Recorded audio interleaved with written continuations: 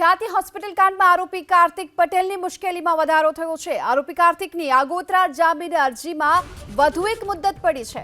આરોપીના વકીલ તરફથી મુદ્દત માંગવામાં આવતા પ્રશાસનના પાપે બનાસકાંઠાના થરામાં અંધારપટ છવાઈ શકે છે। થરા નગરપાલિકાને બાકી વીજ બિલ ચૂકવવા માટે વીજ વિભાગે નોટિસ આપી છે અને જો 72 કલાકમાં વીજ બિલ નહીં ભરવામાં આવે તો થરામાં વીજ કનેક્શન કાપી નાખવામાં આવશે।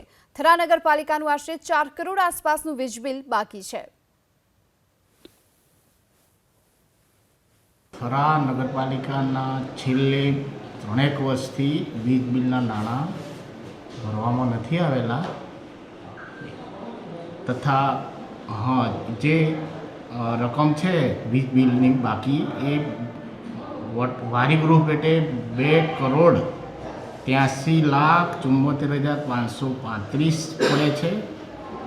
જે પૈકી થરા નગરપાલિકા દ્વારા DMFB બોર્ડ દ્વારા 44 લાખ રૂપિયા 5/8/2022ના રોજ ચૂકવવામાં આવેલ।